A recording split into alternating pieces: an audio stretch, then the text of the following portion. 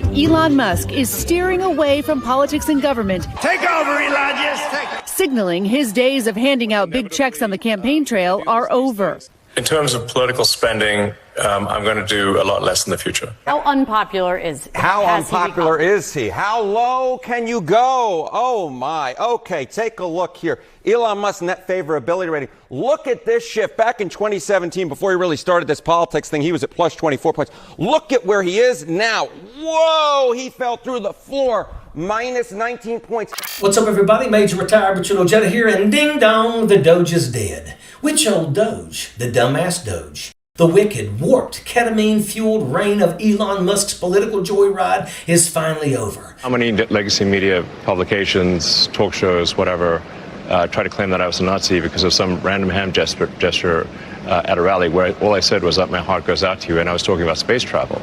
Musk taking a chainsaw to federal spending in his unofficial role as head of the Department of Government Efficiency, better known as DOGE. We try to go after every part of the budget. Those highly litigated reductions sparking protests and boycotts. General Motors, quite well liked by the American people, plus 23 points on net favorability rating. But look at Tesla, minus 20 points. So this idea that Tesla could somehow separate itself out from Elon Musk, the American people saw it the exact same way. And of course, Tesla is a business. They're in the business of selling cars. Awfully difficult to sell cars when you have a minus 20-point net favorability rating driven by Elon Musk's net favorability rating right around the same mark. And it's not a big surprise that Tesla sales had fallen in the past, at least in the first quarter, compared to where they were a year ago. It turns out that Elon Musk's political kryptonite was also becoming kryptonite for selling cars. This isn't just a stepping away. This is a crash landing. A crash that even the Cybertruck's so-called bulletproof windows couldn't survive. The man who strutted into Washington like Marvin the Martian with a federal badge and a chainsaw, preaching about efficiency while gutting veteran services, slashing food programs, and torching regulatory protections, is finally done, finished, vaporized into political kryptonite. Points. Among Democrats, the fall was even more dramatic. We're talking about going from plus 35 points on net favorability rating. That is quite a popular guy among Democrats. To get this now down to minus 91 points. You can't really go lower than that. I guess you could go down to minus 100 points, but he became political kryptonite. He was greatly disliked by the American public and greatly disliked by Democrats. And obviously we saw that in Wisconsin when, of course, he spent all that money and then the liberal won that Supreme Court race. Harry Enten called it. The man's net favorability among Democrats is a biblical negative 91. That's not just low, that's subatomic. You'd need the Large Hadron Collider to open a portal into a different dimension to find how deep he's fallen. Musk didn't just tank his own brand. He turned Tesla into a political poison, Doge into a punchline, and the Trump bromance into a ghost story. So pop the champagne, light the fireworks, because another one bites the dust. And for once, it's the right one. Presence is certainly not what it used to be in the early months of the Trump administration. A potential reaction not just to the political blowback from the efforts of Doge, but also the internal conflicts we've seen reported with cabinet officials, such as him and Treasury Secretary Scott Bessent picking two different people to lead the IRS. Of course, Elon Musk has his businesses as a factor, as you've seen the stock in Tesla drop since he really became entwined with the White House, and he has said that that is a reason he is returning. So let's talk about Doge, because if it sounds like a joke, that's because it was. That wasn't some serious reform initiative. This was Elon Musk walking into the federal government with a meme in one hand and a chainsaw in the other. They literally named it after a crypto joke. That's how unserious these people are. And they handed it to Elon like he was some kind of budget wizard instead of a chaos agent in a devil hat.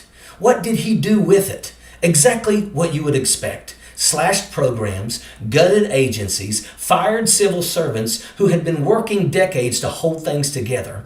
Called it efficiency. You know the drill. It's not fraud, waste, and abuse unless it's his tax break on the line. But if you're a veteran relying on benefits, cut. A family on food assistance, cut. Disaster response programs, cut. And the results? Nothing. Nada. A big shiny nothing burger. He bragged about cutting $2 trillion. Real number? Maybe $160 billion. And even that's sketchy. The watchdog groups are still trying to find the receipts. Doge was never about helping the American people. It was a wrecking ball wrapped in buzzwords, an ego trip disguised as policy, and Elon Musk wasn't there to govern. He was there to break stuff and laugh while the cameras rolled. So yeah, Doge is dead, and good riddance, but let's not pretend it didn't leave bruises. The joke might be over, but we're the ones cleaning up the punchline. So here we are, and let's be real. Elon Musk leaving government isn't some clean break. It's not closure, it's not relief. It's more like the tail end of a stomach virus. You're still queasy, still sore, and still side-eyeing every meal, hoping it doesn't send you back to the porcelain prayer circle. Yeah, he's stepping back, but don't kid yourself. He's still in the bloodstream. This guy was a political STD. He showed up loud, spread fast, did lasting damage, and left behind symptoms we're still trying to treat. Sure, the special government employee contract expired, 130 days of wreckage, up in smoke. But that doesn't mean the danger is gone. It just means the infection mutated. He's still got his hands in the pockets of MAGA legislators. He's still whispering in the ears of strong men, overseas and here. He's still pitching himself as the guy who knows how to fix the system while lobbying for more tax breaks, more deregulation, and more chaos. And don't forget, he had access, real access, to Social Security databases, government employee records, emergency systems. Do you think he just gave all that up and walked away? No, this isn't retirement. It's a retreat, a tactical withdrawal so he can resurface with a rebrand. He's not going quietly into that good night. He's going underground. And unless we stay loud, stay aware, and keep calling this out for what it is, he'll pop back up, nastier, richer, and even harder to flush the next time. So now we get the interview. The CNBC clip. Elon Musk sitting there casually promoting his robo-taxi pipe dream, eyes glazed, voice flat, somewhere between Silicon Valley guru and malfunctioning NPC. And he says it. I don't regret working for the Trump administration. No regrets? Well, no shit, Sherlock. When you're the richest man on earth, you don't feel regret. You don't feel consequences. You don't miss a rent payment. You don't skip a meal. You don't pray the car starts. And you sure as hell don't worry about Medicaid getting gutted because you've never had to use it. Of course Elon Musk doesn't regret wrecking the place. He didn't have to live in the debris. While real people were scraping by, juggling work, bills, kids, and survival, Elon was in D.C. with his Doge name badge, playing demolition derby with people's lives. And now that Tesla's tanking, the brand is radioactive, and even Trump won't return his texts. He wants to act like it was all just an interesting experience, a phase. Then he hits us with the "I don't think people care about the political views of CEOs" line. Oh, really? Tell that to your stockholders, Elon. Tell that to the Americans who canceled Tesla orders because they were tired of supporting a man who turned their government into a meme factory. No regrets? That's not maturity. That's delusion. And buddy, it's showing. You want to see a real fall from grace? Look at what happened between Elon Musk and Donald Trump. At first, Trump couldn't get enough of him. From January through early April, the man posted about Elon on Truth Social like a jilted prom date trying to win him back. Praise, fawning, Tesla this, SpaceX that. It was a digital cuddle fest. You half expected them to announce matching Mar-a-Lago bathrobes. And then, silence. After April the 5th, zero posts, nothing, not even a passive-aggressive meme. It was like Elon got launched into deep space without a radio. Why? Because Donald Trump, grifter-in-chief, knows branding. He knows when the milk's gone sour, and he saw exactly what Harry Enten saw. Elon Musk had become political kryptonite. His numbers weren't just bad, they were radioactive. Touch him and your poll numbers melt. So what did Donald Trump do? Classic narcissist move.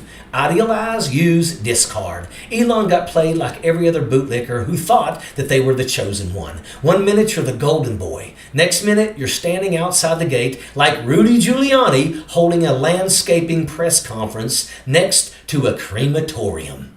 Musk didn't walk away from politics. He got ghosted, and it was glorious. So let's bring it full circle. Elon Musk's political chapter is over, not with dignity, but with a whimper and a 130-day eviction notice. And despite the spin, despite the crocodile tears and regretless CNBC interviews, this isn't some tragic farewell. It's a cleansing, a long overdue lancing of a festering boil on democracy's backside. Remember how we opened this. Ding dong, the Doge is dead. The house came down. And Elon's legacy, the budget cosplay, the policy slash and burn, the space Karen antics, got flattened right along with it. And don't let anyone try to resurrect it with a rebrand.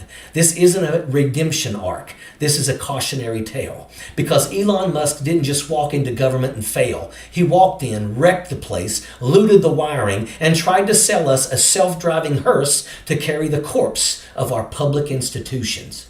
And now that the world's finally waking up, we don't mourn a stomach virus. We don't build statues to political STDs. We don't feel sorry for parasites. We flush, we move on, and we remember exactly how bad it hurt, so we never let it happen again. And that is an absolute fact. Sappers clear the way, airborne all the way.